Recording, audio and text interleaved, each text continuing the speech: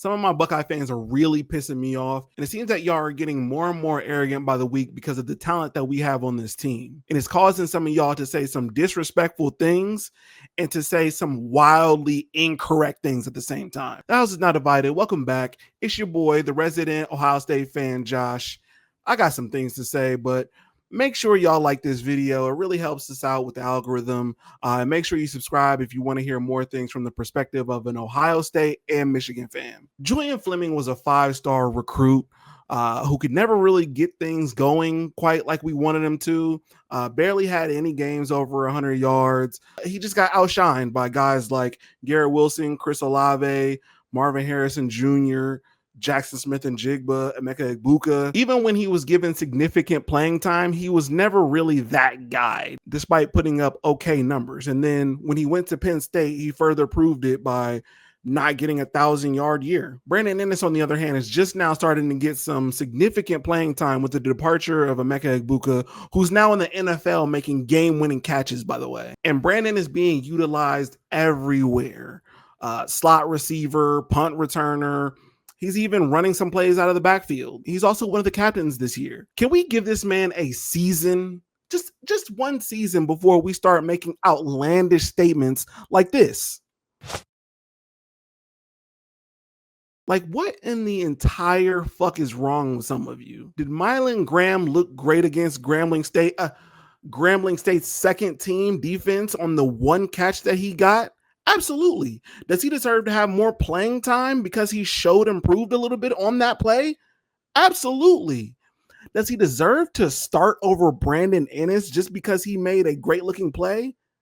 No. Arguing that one play warrants him starting over Brandon Inniss is quite possibly the dumbest take I've seen on the internet this week. Bo Jackson showed a lot of explosiveness in the run plays that he's made, but it's easy to show some of that explosiveness that you have when your second team offensive line is creating some of the biggest holes that we've seen this season thus far, right? And they're doing so because they're playing against second team Grambling State. It's like some of you think that you're better coaches than Ryan Day, who just came off of winning a national championship. Not everyone is entitled to an opinion because some of you don't know ball. And when you say stupid shit like this, you expose it. Now, with that being said, I liked everything that I saw in this game from the Buckeyes, including Mylan Graham, including Bo Jackson.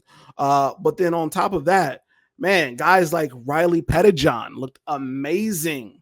And that's exactly what I wanted to see in this game. If you remember my preview from last week, that's exactly what I wanted. Some of the names that some people aren't so familiar with, I wanted them out there by the second half making plays and doing things that we need to do to continue to develop this depth. Aaron Scott and Devin Sanchez looked really good. Peyton Pierce looked really good when he got out there sometimes. And the thing about Riley Pettijohn and Peyton Pierce is the fact that they're continuing to make this linebacker core shine in this defense. It's really hard to do when you've got a DB room that includes guys like Caleb Downs. But man, the linebacker room looks like it has excellent depth and that we're going to be eating for quite some time, especially with guys like Riley Pettijohn and Peyton Pierce. The other room is the tight end room. Will Kakmerick caught a nice little touchdown. Jelani Thurman is out there making catches all around. Bennett Christian. Some of these guys look really good behind Max Clare, and Max Clare has yet to even get to that level that we want him at, even though I'm sure he will do that the more this season progresses. But I really like seeing some of the depth. I like seeing some of the formations that we put out there with multiple tight ends. I think we had a couple of plays with 3 tight ends out there. So really like what we're doing out there. Let me not stray away from the starters. I think Julian Sam, obviously without the mistake with the red zone interception, looked amazing. I believe it was 16 consecutive passes with no incompletions in the first quarter, setting a record that Will Howard had set. I thought he looked amazing. I thought he was making really great decisions. I thought he was getting the ball out there, delivering perfect throws. Hats off to Julian Sam and what he's been doing so far. But even then, also, I thought Lincoln Kienholz, when he got some time out there, he looked really good. Jeremiah Smith returned to form. Again, it's Grambling State, but got to mention the fact that there was a little bit of a return to form there after the 2 drops in the first game. Caleb Downs looked like Caleb Downs, and I do want to give a special shout out to Lorenzo Styles out there making really big plays from the nickel position.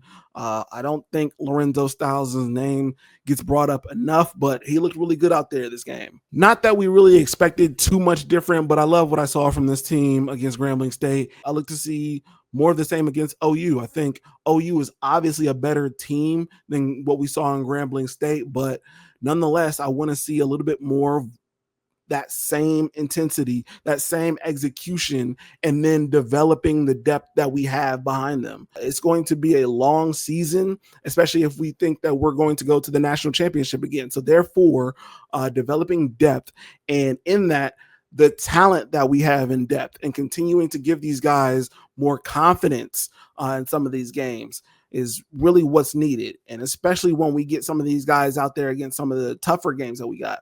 Obviously later in the season, we've got Penn State. Obviously, we want to go into Ann Arbor and beat Michigan. So exposing some of that talent and the depth that we have, because some guys are going to get banged up, because we need to give other guys looks from time to time. I think giving the guys the opportunity to make the plays now, and then maybe we do get Mylan Graham or Bo Jackson out there when James Peoples needs to take a rest, or when Carnell Tate needs to take a rest, right? Continuing to develop that depth is going to be key, and I want to see more of that in the Ohio University game. I think we're going to see more of that, even though they're a better team. And that in and of itself will continue to build some of the confidence, because it's easy to do said things against a FCS team, but then now we get to see a MAC team, which is not a Big Ten team, obviously, but it's a step above. It's a step in the right direction, and I think with that comes more confidence out of your younger guys. Again, we want to keep some of these guys fresh for when you really need them. This team can be a well-oiled machine by the time it comes November, by the time December, and even obviously deep into the playoffs and into the national championship game. The thing that you need is not only depth, but talent and depth, and that can take us as far as we want to go this season. Once again, make sure y'all subscribe if you want to continue hearing more previews and reviews of games before from Ohio State fan. And then obviously make sure you like this video if you like what I said. Hey, man, it's going to be a long season, but I'm here until we get yet another national championship, so I can gloat in front of Marcus and Johnny with 2 belts. 2 belts, baby. That's what we want. 2 belts. That's what we're shooting for. Make sure y'all like and subscribe. And on that note, we out.